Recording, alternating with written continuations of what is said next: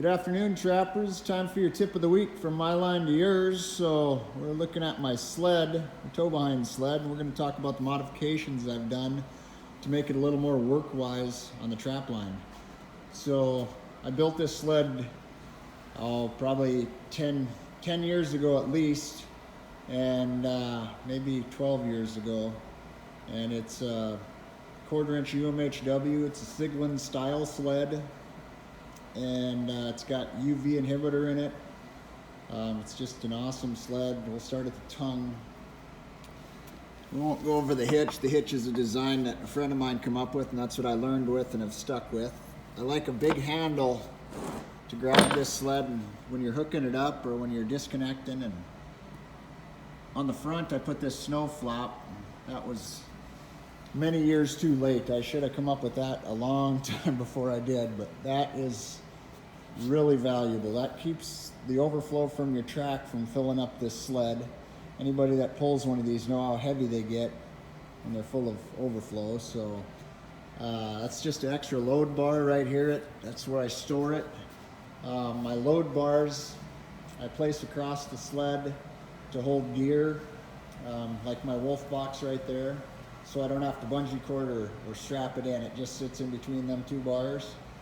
And I can move them bars for different applications down the side of the sled for different applications like fuel, hauling fuel. I got some big crates that I haul, and they work really good. They're super simple. It's just a piece of pipe, and inside there's a bolt welded, or excuse me, there's a nut welded.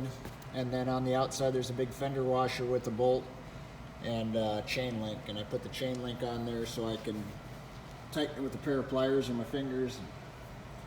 I like my ropes big where I can grab onto them, pull it around a little bit.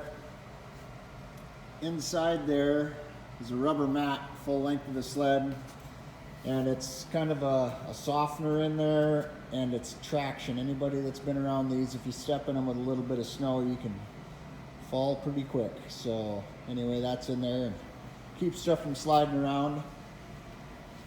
On the back, got a little hitch that I built. I pull doubles quite often. This is just a pin that I made out of a 5/8 bolt, drilled a hole in it, welded a D-ring on it, and put a safety on it. And it's held on there with 4 3/8 bolts. And the backup plate on the inside is just a piece of 1/2 inch Teflon. I'm not reinforced in any way. This UMHW is some amazing stuff. There's, I'm gonna say, probably close to 20,000 miles on this sled right here. And I pull doubles a lot and have had no problems. And I'll pull my groomer behind that to boot. So, but let's look at the bottom of it. So on the bottom I run a full length UMHW runner, 2 of them.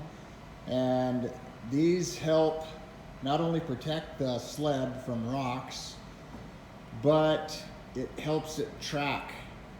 And this thing tracks down the trail like a dart. It is just right behind you, leaves a beautiful trail. And then I got a bent skag. So there's a couple skags I made there. And on the ice, they really help just keep it tracking it. You got to keep your weight over the skags. That's why I keep the wolf box in the back. But yeah, if I wouldn't have these runners on there, that groove right there is over an 1/8 inch deep. But you can see the scarring and the scuffing in the bottom of this thing. Those runners really help. So yeah, you can see a better picture of my hitch. So, but yeah, it was a pretty simple little hitch that I made out of a piece of channel and some flat bar. But yeah, if you've never pulled one of these sleds, there's something to go borrow one from somebody and save up some money, because they're worth every penny to buy. It's the last sled you'll ever buy. So that's my tip of the week from my line to yours.